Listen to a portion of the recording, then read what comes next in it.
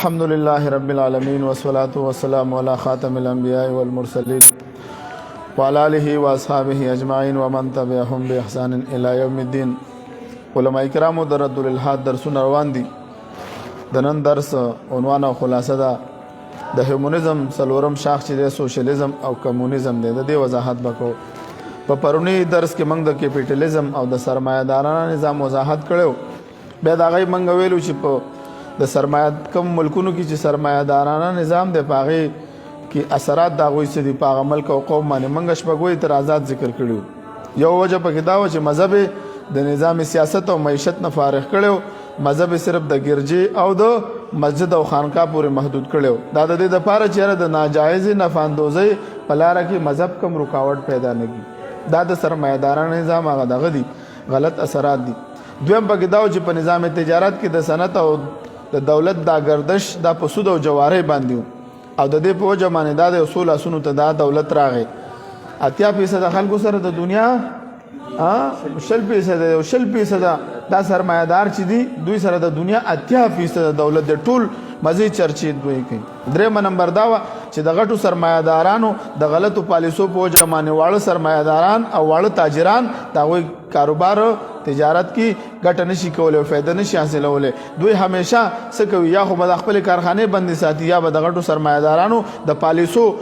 مطابق ژوند کوي. دا شان څلورم پکې دا و چې د غریب غربت ورځ پر ورځ زیاتیږي او د سرمایه‌دار دولت پر ورځ پر ورځ زیاتیږي او متوسط طبقه هم ورځ پر ورځ کمزوري کیږي. دا شان د پنځم موجه موږ دا ذکر کړو کمی کورنۍ دستکاریانې بچوي او آبایی پیشې ورسره ختم شوي او خلک د بل ملازمت ته محتاج شو او خدمتونو ته محتاج شو. د ملازمت په زیاتوالي کې طلب کې زیاتوالی راغی او د بیروزګارۍ شرحه ورسره اضافه راغلی ده. ما اوس یو پوسټ کتلو ته به چې کرکټ ګراوند کې میچ ته خلک ناست دي په پولیس کې برتی ده په زرحو ولکان ورته ناست هر چا سره ډیګري موجود ده چې بای ماله ملازمت میلاو شي. دا د سرمایه‌دارانه نظام غلط اثرات دي. دغه شان د شپږم نمبر دا چې په کارخانو کې سرمایه‌دار هغه مصنوعات تیاروي چې کم کې د سرمایه‌دار فایده او منافع وي. د قوم او د ملک فائدې ته نه ګوري خو خپل فائدې ته ګوري. نن سبا وخت کې دا ټول موجود دي. نن سبا چې لګه افواخ ورشي پاکستان یعنی پر مثال څه بکیږي ډیفالت بکې یعنی پر مثال دا بس کېږي دیوالیه موږ ورته وو دیوالیه ورته نو هر سړی ورو ډالر روباسي هم بار ملکونو ته وباسي تخته د خپل د ملک او د قوم غم چا سره هم نشته. سره د خپل ځان غم کوي. ولی وجه څه ده؟ سرمایه‌دارانه نظام ده. اسلامي نظام تجارت دلته نافذ او سود نه وي دا مسلې به نه وي موږ به په خپل خپو باندې ولاړ وي. نو دا موږ غلط ثمرات د سرمایه‌دارانه نظام ذکر کړل. نن راځو سوشلیزم ته. نو سوشلیزم د سوشلیزم لغوي معنا د اجتماعیت او اصطلاحي معنا د اشتراکیت او لفظ د سوشلیزم چې دا د انفرادیت ضد د مولسبانو. د انفرادیت حاصل دا دی چې او فرد هر څه د انفرادیت څه ته وایي سرمایه‌دارانه نظام کې چې او فرد هر څه وي جماعت هیڅ چیز نه دی. نو لہذا حکومت ته دا حق حاصل نه وي چې د فرد په معاشي معاملاتو کې دخل اندازي وکړي. دا د چا خبره وي؟ دا د سرمایه‌دار او اشتراکیت د اشتراکیت حاصل نه دی چې جماعت هر څه شی دی فرد هیڅ حیثیت نه لري. نو لہذا حکومت به د تمام وسایل او پیداوارو مالک وي. په دې کې بسوي حکومت به د تمام وسایل او پیداوارو مالک بسوک وي. حکومت به وي هغه به تمام زرعي او صنعتي تجارتي فاصله دا پالیسي بسوک جوړي حکومت به جوړوي. مولوی صاحبانو عبارت موجود دی. تاسو درس شروع کړئ نور به مخکې ځو. الرحمن الرحیم. څلورم سوشلیزم او کمیونیزم. په کمیونیزم او سوشلیزم کې څه بنیادی فرق نشته دی. د یوې فلسفې دوه درجې شابه ټول پیداوار د قومي ملکیت ګرځوي. البته کمیونیزم سیاسي نظام دی او د سوشلیزم معاشي نظام. مولوی صاحبانو کمیونیزم چې راشي نو دا څه شی دی؟ سیاسي نظام دی. دا چا نافذ کړو؟ موږ ویلو دا لیلن نافذ کړو په 1917 کې په چرته په روس کې او د دې داسې غلط ثمرات راوتل چې بورس یلسن د دوی چې کم صدر د روس هغه ویل کاش چې منګه دا تجربه په خپل وطن کې نه وکړو. دا چرته د افریقا په ځنګلونو کې کړی ولې د ټولو خلکو نه املاک واغستل. موږ به وضاحت کوو چې دا سوشلیزم دا څومره کفري او خطرناکه نظریه ده. سوشلیزم وضاحت کار د خپل استعداد مطابق او اجرت د خپل ضرورت اندازه کار به د خپل استعداد مطابق کې تاکي چې څونه استعداد د دې مطابق به کار کې او اجرت به څونه اخلي چې څونه ستا بس دغه وي. هغه ته ذاتی املاک نشي ساتلی نجی ملکیت ته نشي ساتلی. دا خبره خلاف عقل ده. سوشلیزم ابتدا د دې ایجاد کوونکی کارلس مارکس دی او دا په 1818 کې پیدا شوی و او په 1818 کې دا پیدا شوی و 1883 کې کارلر مارکس دا یو مشهور شخصیت تر کړو دا د دې بانی دی د دې دا په جرمني کې پیدا شوی دا ملحد و شو مذهب په لحاظ سره دا ملحد نو دا سوشلیزم دا یو اقتصادي نظام د را میدان د کوشش ویلي هغه ویل چې بای دا سرمایه‌داران نظام چې دی بای دی کې ظلم روان دی مګر ته ویل کنه مخکې پرون موږ وضاحت وکړو چې د 15مې صدۍ نه واله تر د 11مې پورې د 14مې 15مې دې صدۍ پورې الته چې تاریخ دورو الته طبقاتو کې دا تقسیم شوی یورپی معاشره پس تقسیم شوی و په طبقاتو کې تقسیم شوی د مولیانو مذهبي ځان له طبقه او د تاجرانو ځان له طبقه او د زمیندارانو ځان له طبقه د غریبانو ځان له طبقه دې طبقاتو کې دا دولت غیر منصفانه ایو چې بای دا خو ظلم دی نو ډېر پکې فلسفي راوتی او پکې د لیبرالزم دا غره وته چې بای ازادي غواړو موږ نه منو تاسو دا طبقه نه د مولا مذهب منو هغه ویني نه د پادری مذهب منو او نه د نور د تاجرانو د پابندۍ نو آزاد راوتل مزدورانو تحریک شروع کو التنه د لیبرالزم بنیاد شو دغه شاته کې دا سړی پکې پیدا شو د ورته پکې د سرمایه‌دارانو نظام مقابل کې مولوی صاحب پوهیږي خلیل مولوی صاحب د سرمایه‌دارانو نظام په مقابل کې ورته شي سوشلیزم راوځو چې بای دار سره خلکو نه مال دولت والا بس حکومت ته ورکه اوس د حکومت خوخه د چې چاله د خپل اندازې مطابق به خوراک ورکړي اندازې مطابق د لبسونو ورکړي نو دا د سوشلیزم هغه بنیاد دی سوشلیزم یو اقتصادي نظام دی چې کوم پیداوار کیږي هغه د شخصي ملکیت په ځای د حکومت ملکیت ګرځي هر یو فرد ملکیت دومره حده پورې تسلیم کوي څومره چې د دې انسان ضرورت وي کمیونیزم سیاسي نظام دی او سوشلیزم معاشي نظام دی لینن د کمیونیزم بنیاد حکومت بنیاد کمیونیست په 1917 کې په روس کې کېښودو د دوی عقاید او افکار چې دي په دې مولوي صاحبانو د دوی عقاید او افکار څه دي دوی په ماده باندې ایمان لري څه کوي په ماده او د مابعد طبيعت څخه انکار کوي په دین او مذهب باندې دوی پابندۍ نه ولګولې او الحاد خورول د یو پسوکو الحاد خور کو خاندانی نظام ختم کو دغه شانت کی ذاتی ملکیتونه د خلکو نه ختم کو د اخلاق خاتمه وکړه مولوي صاحبانو انسان چې څومره د یو انسان چې څومره لذت حاصلول شي بس حاصل دی کی بل څوک نشي منې کوله د دوی دغه سمراو مولوي صاحبانو د دې په وجه باندې دوی چې کله دی خوانه بیا رااله او استیشا باندې ملکونو باندې الته خو 15 اسلامي ملکونه موال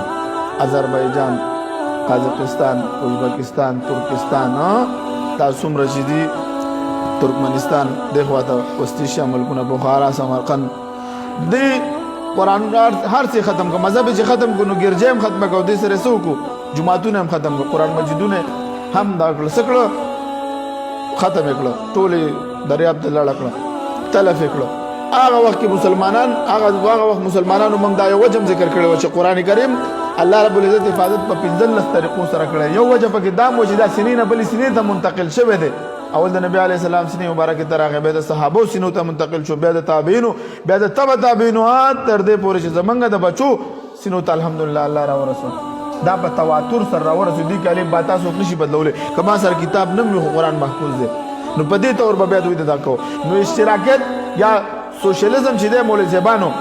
دا یو هم یو نظریه د حیات ده څه ده لکه څنګه چې هیومنزم نظریه د حیات لري سیکولریزم موږ ویل دا نظریه د حیات ده دغه شاته کې دا سوشلیزم هم نظریه د حیات ده کوم چې د سیاست سره تعلق ساتي د معیشت سره تعلق ساتي د معاشرت سره تعلق ساتي او د مابعد طبيعت او دغه شانته کې عقایدونه دا اکثر مختلف دي ګوره مذهب ته یو نظریه پیش کوي چې هغه مذهب يهودیت دی که عیسایت دی که اسلام دی که بت مت دی خو هغه یو نظریه لري د دې ټولو نظریو نه دا د سوشلیزم دا د اشتراکیت دا نظام دا مختلف دی ځکه چې سړی دهری شو نو مذهب یو نه مني کنه ملزمانو پوهیږي کنه پوهیږي نو دې فلسفي په تاریخ انساني کې یو نوې طریقه د حیات را منځته کړله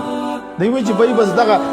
کاروبارم د حکومت په لاس کې شو او عقیده هم د حکومت بیانې چې څه د حکومت بیانې نو دا یو مختلف غونډه کې دغه دوی پیدا کو دغه شانته کې موږ اوس یو سلور 15 شپږاته د سوشلیزم د اسلام تقابل کې یو څو وجه ذکر کړی دي اوله وجه دا ده فرق پکې څه دی په اسلامي نظام کې او په سوشلیزم او کمونیزم کې څه فرقونه دي ولې زبانو لږ مختصر غونډه کې وضاحت وکړو په اسلام کې بنیادی حقیقت د وجود د باری تعالی باندې قائم دی او په عقیده د توحید او رسالت او عقیده د قیامت موجود ده خو په سوشلیزم کې په وجود د باری تعالی نه انکار موجود دی او په ماده باندې ایمان لرلو ته اولیت حاصل له مولوی صاحبانو او د دوی پر مثال خپل مشل من خپل مشر څوک ګڼو نبی علیه السلام زمونږ پیشوا دی دوی خپل مشر څوک ګڼي کله دا ستا په پاکستان کې هم دا خلک شته د دې نه متاثر دي د اشتراکیت قایل دي تاسو ته مخې ته بیا راځي خو تاسو ته پته چې موږ ویلو دوی خپل مشر څوک ګڼي کارل مارکس خپل څه ګڼي دوی ته پیغمبر باقاعده نظریه لري دوی دا زموږ پیغمبر دی اول فرق پکې دا شو دویم فرق دا چې اسلام د هر شوبې ژوندۍ لپاره د انبیاء کرامو په خودلی شوي اصول باندې ژوند تیرولو حکم کوي او سوشلیزم په هر قدم باندې د ماده پرستی رغبت ورکوي څه کوي د ماده پرستی ملسبان او د روحانیت سره د دې هیڅ تعلق نشته دا دویم فرق وو دریم فرق دا چې اسلام د امن ضامن دی ملسبانو چې او خپل منونکو ته تلقین کوي چې د کوم مسلمان املاک او د ځان ته نقصان نه رسوي من سلم المسلمون من لسانه وديه کامل مسلمان هغه چې د لاس نه او د جبه نه بل مسلمان په امن کې داسې نور احادیث دي خو سوشلیزم د انسانانو د املاک سره د انسانانو د جسم او د دوی د ځانون نه هم دریغ نه کوي څومره په لکونو خلک ګورس قتل کړل دوی اخوانه چراله مسلمانان شهیدان کړل او کوم چې دغه وغیر قتل کړل دا پکې دریم فرق دغه دریم فرق څلورم فرق دار مولسانو په اسلامي ژوندۍ کې محض د عقل او تجربې په بنیاد باندې فیصله نه کیږي او تعین نه کیږي ګوره زمونږ معاشره ده کنه مولسانو پوهیږي کنه پوهیږي ګوره په اسلامي ژوندۍ کې د عقل یوازې د عقل په بنیاد باندې او په تجربې باندې د یو څه تعین نه کیږي دا قاعده د شریعت پرانا کې دا هر څه متعین کول شي مولسانو خو سوشلیزم په نگاه کې هر څه د عقل په فیصلو بکیږي سبا کیږي او هغه د دې دهریان عقل دی چې اوس په خپل باندې چې چا نافذ کړی دا غوي په تنګ نشي منګه څه ظلم مو کو چې دا نظریه منګه نافذ کړی دا نو دوی وایي چې بای عقل نه علاوه د بیرونی داسې قوت نشته چې هغه موږ سو کی هغه موږ لاره متعین کی پنځه موجوده مولسانو په اسلام کې د الله تعالی حکم چلیږي او د شورای نعمتونو نه د اسلام مامور دی ور او شاورهم فی الامر الله رب العالمین نبی اسلام ته چې خپل صحابه سره مشوره کو ور په مشوره کې خیر وي برکت وي د الله حکمونه چلیږي به د شورا نظام موجود دی خو په سوشلیزم کې امریت موجود دی چې دی امریت موجود دی بس حکم بکیږي چرور دا بنئ بس بیا بنئ ولو کو هغه ګډه وډي وای امریت چې کله راشي کنه لکه دوی چې د لیلن چې دا نافذ کو دا د لیلن خو خوا د نور سره خو خوا کنه په زور په نافذ کړه ټول ارس اختیار د سره کده سره شورای نظام وي نو دوی بکې دی چې تاسو غلط کارونه نه وکړي دغه شان د کې شپږم نمبر دا مولسبان اسلام د فرد انفرادي حیثیت تسلیم کړی دی اسلام د فرد انفرادي حیثیت تسلیم کړی دی مګر سوشلیزم په نظر کې د فرد انفرادي هیڅ حقیقت نه لري دا ګوره اهم وجه دي ګوره تاسو ته به سره د سوشلیزم څه کوي صفاتونه به بیانوي چې والله سوشلیزم دا دی ته ورته وي دا د انسان انفرادي حیثیت ختمي ورو استاد تا ته چې کوم مال حال کم جیدات ته الله درکړی دی هغه نه دی محرومي او ورسره بدل درکې دا خو لکه ظلم دی دغه شان د کې وم نمبر اسلام د خو اخلاق او تهذیب اعلی دای دی مولسانو اسلام د خو اخلاق نبی اسلام څه فرمایي بعثتو لأتمم مکارم الاخلاق شابسي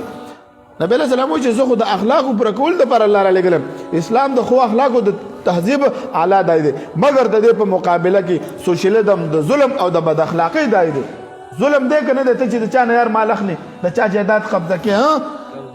په ناجیز سره ټول د حکومت په خزانه کې جمع کې خو ظلم شو کنه دغه شان د نور هم ظلمونه ته مذهب ختموارو د سړي عقیده نظریه ته ختموا ته دغه مذهبي کتابونه ور اسلام مونږ ته سوې چې د بل باطل معبودانه باطلو ته به هم کنځل نه کوي تاسو شو کنو او دای څه کوي دوی د حق د دین مخالفت کوي او ختمولو کوشش کوي ملسبانه پوهیږي کنه اتم نمبر دا د اسلام دولت په منصفانه تور باندې تقسیم کولو څه کړی دی وضاحت کړی دی او په معاشره کې عدل قائم کړی دی دا یقینا درته یم اسلامي نظام راولي چې ستا په پاکستان نه ستا د مسلمانانو ملکونو دا غربت ختمي کنه ختمي نه راولي اسلامي نظام کې به ته زکات ورکې نو چې زکات ورکول شروع شي عشر ورکول شروع شي څوک به پکې غریب پاتې شي هیڅ کله به پاتې نشي دا مسلمانان ملکونه دی رايوځي شي دوی د خپل یو دغه جوړ کی یو کمیونټي دی جوړ کی او آی سی او دغه جوړ کړي دی یو تنظیم جوړ کړي نه دا د عمل کې راولي دوی د خپل تجارت شروع کی دوی د خپل بزنس شروع کی دوی د خپل معیشت ته توجه ورکي دوی د خپل روپۍ راو باسي مشترکه لکه څنګه چې اروپا والا راستري یورو ته ګوره چې موږ به د پاسه کیږو کنه